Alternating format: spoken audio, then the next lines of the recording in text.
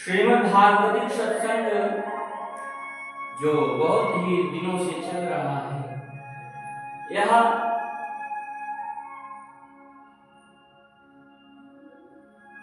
परमात्मा कृपा है जो आज हम सब भागवती मर्म को जाने। भाग्योदयेन बहुजन्म समर्जितेन,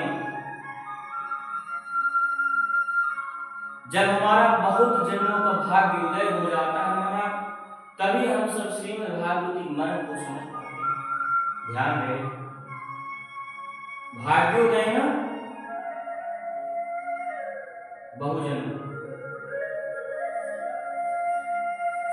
तो आज ऐसा प्रतीत होता है कि हमें बहुत से जन्मों का भाग्य मेरा उदय हो गया, और भागवत जी की कृपा है कि आज हम श्रीमद् भागवत सत्संग कर रहे हैं, क्योंकि ये भगवत कृपा देवताओं को भी नहीं मिलता। पूर्व में आप सभी ने सुना कि किस प्रकार से सुखदेव जी ने जब परीक्षित महाराज को कथा श्रवण कराना प्रारंभ किया, तो सभी देवता लोग क्या होते हैं? प्रकट हो जाते हैं। क्या करने के लिए? विनिमय, व्यापार करने के लिए। क्या? व्यापार कर्म करने के लिए। और महाराज, भगवत भक्ति कोई व्यापारिक विषय नहीं है। भगवत भक्ति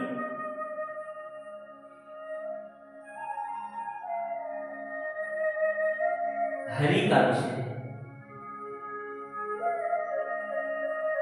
और जब तक हरि की कृपा हम पर नहीं होगी महाराज, तो विश्वास करिए हम अपने जीवन में कुछ नहीं कर सकते, क्योंकि हरि की कृपा जब होती है तभी हम स्वयं में परिपूर्ण होते हैं। अति हरि कृपा जाए पर होई महाराज, वही पांव देने वाले हैं और वही मार्ग भी देने वाले हैं। मार्ग भी दे देंगे, पांव भी दे देंगे, चलो उसी पे। कब? जब उनकी अतिशय कृपा हो जाती है। बिना उनकी इच्छा से एक पत्ता भी नहीं होता। क्यों? क्योंकि सृष्टि के कर्ता वही, सृष्टि को चलाने वाले। देवी भागवत के अनुसार सृष्टि के कर्ता यदि वो है, तो उनकी कर्ता देवी है। सर्वं खलविदं एवाहं नान्यदस्ति सनातन। देवी से बढ़ के संसार में कोई नहीं।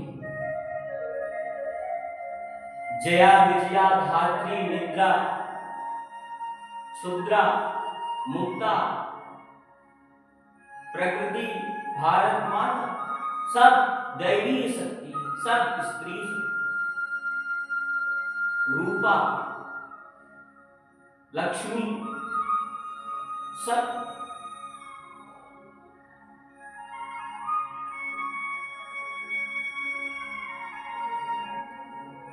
ये देवी भागवत के अनुसार है। सृष्टि को करने वाली परमात्मा और परमात्मा को करने वाली देवी है। ऐसी देवी जो संसार को धारण कर सकती है।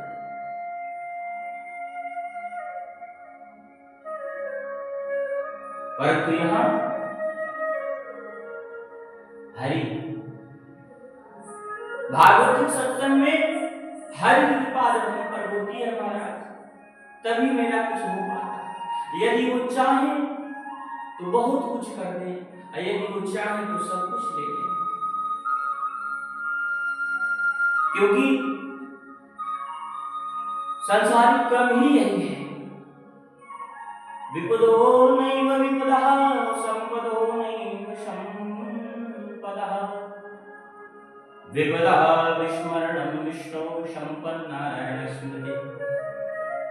महाराज ध्यान में, इस संसार में कोई विपत्ति नहीं है, कोई संपत्ति नहीं है। विपदो नहीं हो, ना ही हो, नहीं है। विपदो नहीं हो विपदा, संपदो नहीं हो संपदा। विपदा विस्मरणं विष्णो संपन्नारायण स्मृति। महाराज विपत्ति नाम का तो कोई अर्थ है ही नहीं, संपत्ति नाम की कोई वस्तु है ही नहीं। न विपत्ति है महाराज, न संपत्ति है, तो क्या है? क्यों नहीं है? क्योंकि विपत्ति आती है हम रोने लगते हैं, दुख आता है तो हम रोने लगते हैं, संपत्ति आ जाती है तो हम फूले नहीं समाते हैं। क्यों? क्योंकि मद का अहंकार, कहते हैं गद्दाज गद्दी का बहुत बड़ा अहंकार होता है। बड़े बड़े राजा उसी में चले, संपत्ति आई फूले नहीं समाते हैं। थोड़ा सा गांव की भाषा में काले बानी आजे सेठ,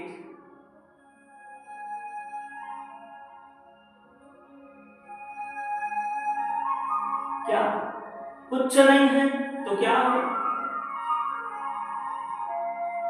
विपदा विस्मरणं विष्णो संपन्नारायण स्मृति। कहे विपत्ति, जब हम परमात्मा को भूल जाते हैं महाराज, उसी समय हम पर विपत्ति आने लगती है। यदि हम परमात्मा का स्मरण किए रहें तो विपत्ति भी संपत्ति के समान दिखेगी। कैसी? धन वाली नहीं महाराज, परमात्मा संपत्ति। यदि दुख आया है, परमात्मा के ऊपर विश्वास रखेंगे कि मेरा सब दुख दूर हो जाएगा, सब दुख दूर हो जाएगा। सब दुख दूर हुए जो तेरा नाम ले, राधा जुग के सांवरिया ब्रिज के नंद लाला, सब दुख दूर हुए जब तेरा नाम लिया।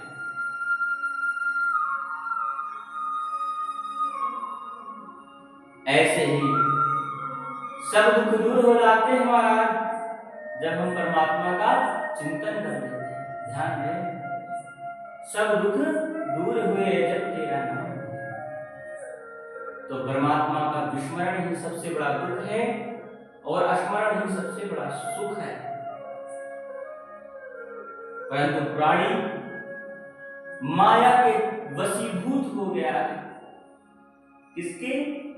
माया, माया संसार के वशीभूत हो गया। हम ये नहीं कहते कि माया के वशीभूत न होइए, क्योंकि माया भी भगवान है। मायापति कहे गए हैं। यदि हम माया में हैं और उसे पार कर ले गए महाराज, तो समझ लीजिए मायापति के पास पहुंचने में कोई रोक नहीं सकता। पहले क्या आती है? मां और या, फिर पति, पति स्वामी, पति का अर्थ होता है स्वामी। और यदि हम माया को पार कर ले गए ना,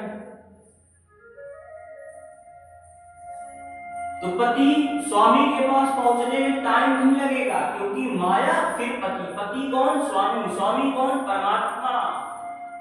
उस परमात्मा के पास पहुंचने में ज्यादा समय नहीं लगेगा। इसलिए मायापति का भजन अवश्य। परंतु प्राणी कहां अटका हुआ है? उस माया के चक्कर।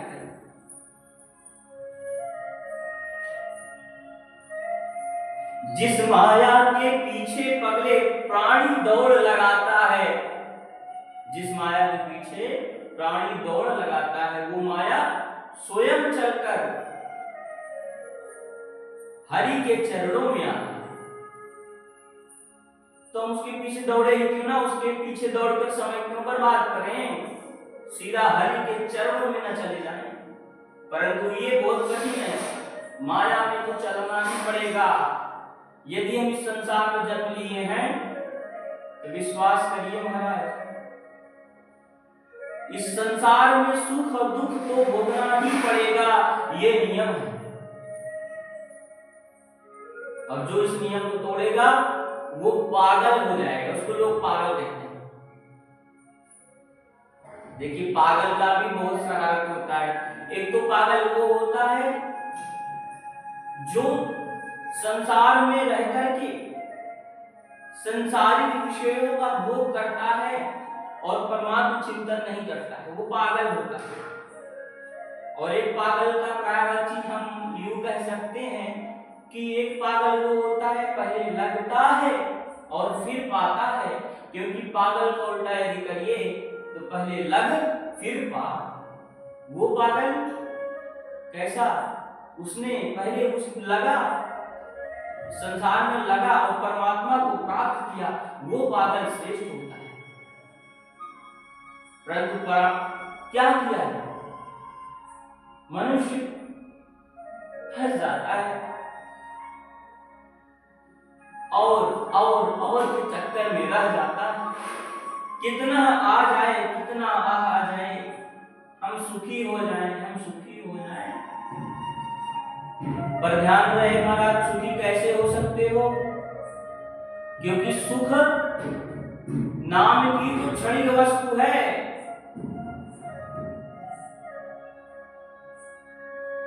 बुद्ध दर्शन में आता है सर्वम क्षणिकम सर्वम सुखम। सुख केवल क्षणिक मात्र होता है और दुख, ये संसार ही दुखालय है। परंतु प्राणी सब भूलकर और के चक्कर में लटका और आ जाए और आ जाए और आ जाए। क्या लेके जाना है? नहीं, सब यही छोड़ के जाना है।